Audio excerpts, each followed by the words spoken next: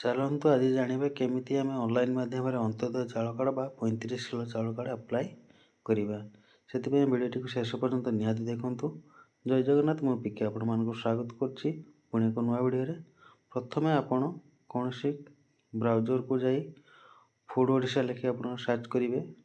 କଲା ପରେ ଏହିପରି ଆପଣମାନଙ୍କୁ ଏକ ପେଜ୍ ଦେଖେଇବ। ପେଜ୍ ଦେଖାଇଲା ପରେ ଆପଣ ଦେଖିପାରୁଥିବେ ଫୁଡ୍ ଓଡ଼ିଶା ଲେଖିକି ଆପଣମାନଙ୍କ ସାମ୍ନାରେ ଅଛି। ତା ଉପରେ ଆପଣ କ୍ଲିକ୍ କରିବେ। ତା ପୂର୍ବରୁ ଆପଣମାନଙ୍କୁ ଗୋଟେ କଥା କହି ରଖୁଛି, ଏଇ ଯେଉଁ ଚାଉଳ କାର୍ଡ଼ ସମସ୍ତେ ଆପ୍ଲାଏ କଲେ ବି ମିଳିବନି। କେଉଁମାନେ ପାଇବେ ୟାର ହକଦାର ତା ମୁଁ ଭିଡ଼ିଓ ଲାଷ୍ଟରେ ନିହାତି କହିଦେବି। ଏପରି ଆପଣମାନଙ୍କୁ ଏକ ପେଜ୍ ଆସିଲା ପରେ ଆପଣ ଟିକେ ତଳକୁ ଆମେ ପଳେଇ ଆସିବା। ତଳକୁ ଆସିଲା ପରେ ଅନଲାଇନ୍ ସର୍ଭିସ୍ ଦେଖୁଛି। ଅନଲାଇନ୍ ସର୍ଭିସ୍ ଉପରେ ଆପଣ ସିଟିଜେନ୍ ଉପରେ ଆପଣ କ୍ଲିକ୍ କରିବେ। କ୍ଲିକ୍ କଲା ପରେ ଆପଣମାନଙ୍କୁ ଦେଖାଉଥିବ ସିଟିଜେନ୍ ସର୍ଭିସ୍ NFSA SFSS। ସେଇ ଭିତରୁ ଆମେ SFSS ଆପ୍ଲାଏ କରିବାନି, NFSA ସେଇଠି ଆପ୍ଲାଏ କରିବା। ଏଇଠି ହିଁ ଆପଣମାନଙ୍କୁ ଅନ୍ତୋଦୟ ଚାଉଳ କାର୍ଡ଼ ଆପ୍ଲାଏ ହୋଇପାରିବ। ପ୍ରଥମେ ଆପଣ ଏପରି ଆପଣଙ୍କ ପେଜ୍ ଯେଉଁ ଆସିଲା, ଏପରି ପେଜ୍ରେ ଆପଣ ପ୍ରଥମେ ଆପଣଙ୍କ ଜିଲ୍ଲା ଚୁଜ୍ କରି ନେଇଯିବେ। ଆପଣଙ୍କର କେଉଁ ଜିଲ୍ଲା, ଏଠି କେଉଁ ଜିଲ୍ଲା ସେଥିରେ ଆପଣ ସିଲେକ୍ସନ୍ କରିବେ ଆପଣଙ୍କର କେଉଁ ଜିଲ୍ଲା। ତାପରେ ଆପଣଙ୍କର ଏଠି ବ୍ଲକ୍ ଚୁଜ୍ କରି ନେଇଯିବେ। ତାପରେ ଆପଣଙ୍କର ଏଠି ଜିପି ଚୁଜ୍ କରି ନେଇଯିବେ, ଯେଉଁ ପଞ୍ଚାୟତ। ତାପରେ ଆପଣଙ୍କର ଏଠି ଭିଲେଜ୍ ଚୁଜ୍ କରିନେବେ। ଆପଣଙ୍କର ଯେଉଁ ଭିଲେଜ୍ ହେଇଥାଉ ନା କାହିଁକି ଆପଣ ଭିଲେଜ୍ ଖୋଜି ନେବେ। ଏଠି ଆପଣଙ୍କ ଭିଲେଜ୍ ଅଟୋମେଟିକ୍ ଦେଖେଇବ। ଭିଲେଜ୍ ପରେ ତାପରେ ଆପଣଙ୍କୁ ପ୍ଲଟ୍ ନମ୍ବର ମାଗିବ। ପ୍ଲଟ୍ ନମ୍ବର ଆପଣ ନଦେଲେ ବି ନାହିଁ, ଆପଣ ସେଇ ଗାଁ ନାଁଟିକୁ ଲେଖିଦେବେ। ତାପରେ ଏଠି ଡାହାଣ ସାଇଡ଼୍ର ପିନ୍କୋଡ଼୍ଟା ଅଛି, ପିନ୍କୋଡ଼୍କୁ ଦେଇଦେବେ।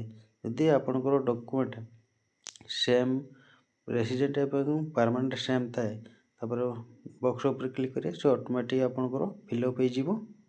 ଯଦି ଆପଣଙ୍କର ନଥାଏ ତାହେଲେ ଆପଣ ସେଇଟାକୁ ଭରିବେ, ପ୍ରେଜେଣ୍ଟରେ ବର୍ତ୍ତମାନ ଯେଉଁଠି ରହୁଛନ୍ତି, ପୂର୍ବରୁ ଯେଉଁଠି ରହିଥିଲେ। ତାପରେ କେତେ ବର୍ଷ ହେଲାଣି ରହିଲେଣି, କେତେ ମାସ ହେଲାଣି ରହିଲେଣି ସେଇଟା ଦେବେ, ଯଦି ପରମାନେଣ୍ଟ ନଥିବେ। ତାପରେ ଆପଣ ନେକ୍ସଟ୍ ଉପରେ କ୍ଲିକ୍ କରିବେ। ନେକ୍ସଟ୍ ଉପରେ କ୍ଲିକ୍ କଲା ପରେ ଆପଣମାନଙ୍କୁ ଆଉ ଗୋଟେ ପେଜ୍ ଆସିବ। ଏଠି ଆପଣମାନଙ୍କ ଦେଖିପାରୁଥିବେ ଏଇଠି RC AAY APL BPL। ଆପଣ ପ୍ରଥମେ AAY ଉପରେ କ୍ଲିକ୍ କରିବେ। ଯେହେତୁ ଆପଣ ଅନ୍ତୋଦୟ ଚାଉଳ କାର୍ଡ଼ ଆପ୍ଲାଏ କରୁଛନ୍ତି, AAY ଉପରେ ଆପଣ କ୍ଲିକ୍ କରିବେ।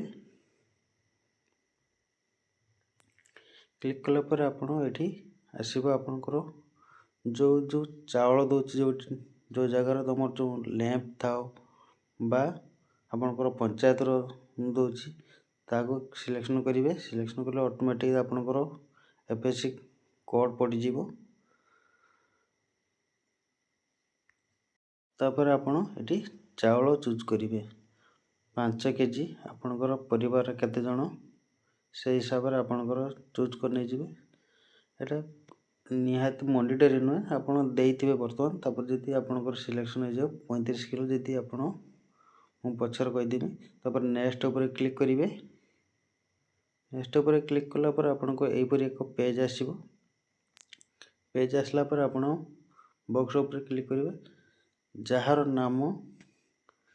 ଯାହା ନାଁରେ ଚାଉଳ କାର୍ଡ଼ ଆପ୍ଲାଏ ହେଉଛି ତା ନାମଟିକୁ ଏଠି ଦେଇଦେବେ। ଯଦି ଆପଣଙ୍କ ନାଁରେ ଆପ୍ଲାଏ କରୁଛନ୍ତି, ଆପଣଙ୍କ ନାଁ ଦେଇଦେବେ। ତାପରେ ଆପଣ ଯଦି ମୋବାଇଲରେ ଆପ୍ଲାଏ କରୁଛନ୍ତି, ଏଠି ଆପଣ ଓଡ଼ିଆ କିବୋର୍ଡ଼କୁ ଇନଷ୍ଟଲ୍ କରି ନେଇଥିବେ। ଓଡ଼ିଆରେ ଆପଣ ଏଠି ଟାଇପ୍ କରି ନେଇଯିବେ। ଯାହା ଅଛି ଆପଣ ଓଡ଼ିଆରେ ଟାଇପ୍ କରି ନେଇଯିବେ।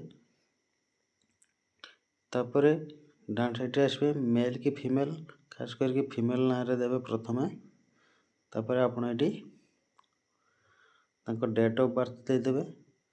ଯଦି ଆପଣ ଏଠି ପ୍ରଥମେ ନୂଆ ଆପ୍ଲାଏ କରୁଛନ୍ତି, ହେଡ଼୍ ଦେଇଦେବେ। ହେଡ଼୍ ଦେଲା ପରେ ଏଠି ଆପଣ ଭୋଟର କାର୍ଡ଼ ନମ୍ବରଟିକୁ ଦେବେ।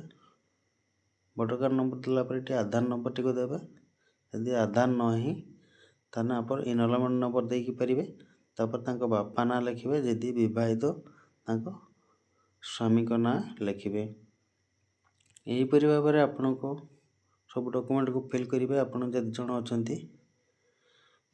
फिल कलापर आपको ये ना ऑटोमेटिक शो कर ये नेक्स्ट उपर क्लिक करेंगे।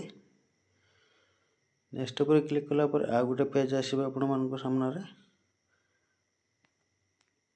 पेज टी बहुत सिंसियर, यहाँ को भल भाव करेंगे। ये बहुत लोग अप्लाई करते कहते हुए बोली, किंतु चाउल कार्ड अप्लाई हुए। ये आपंकर जदि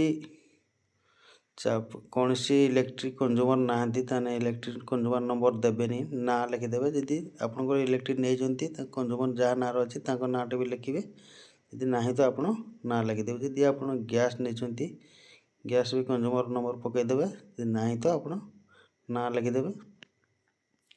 यहीपरि भाव में तापर आपणकर डॉक्यूमेंट मांगे। डॉक्यूमेंट आप आधार कार्ड देवे। आपंकर जहाँ डॉक्यूमेंट अच्छी देवे। मोबाइल नंबर देवे। ये निजर मोबाइल नंबर देवे। तापर तलू आसवे। तलू आसवे ये देखिपे ये कौ मैंने ही अप्लाई करेंगे। 35 किलो चाउल कार्ड पर कौ मैंने अप्लाई करेंगे। यही लोक मैंने ही अप्लाई करेंगे जो मैंने कि डिसेबिलिटी कि तांकर हजबैंड नहांती कि पंगु अच्छा से मैंने ही अप्लाई करते। से 35 किलो चाउल कार्ड निहाती हम अप्लाई करूँ।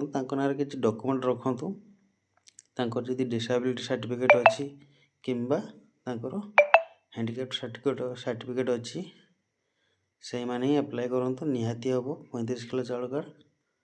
तापर ये आपणकर बैंक अकाउंट देवे। जो बैंक अकाउंट थी बैंक अकाउंट देवे। तापर ऑटोमेटिक IFSC कोड आसो। अकाउंट नंबर टी देवे। अकाउंट जहाँ ना थी जे अप्लाई कर अकाउंट ना ऑटोमेटिक ये आसो। तापर ये आप डॉक्यूमेंट को सबमिट करेंगे। सबमिट कलापर आपणकर सक्सेसफुल देखेब। आप से स्लीपटा को लेकिन डायरेक्ट MI कति पलैबे। MI को देखेबे डॉक्यूमेंट। डॉक्यूमेंट देखला बेले आप डॉक्यूमेंट ऑटोमेटिक चाउल कार्ड हो। यहीपरि भाव में आप चाउल कार्ड अप्लाई करेंगे।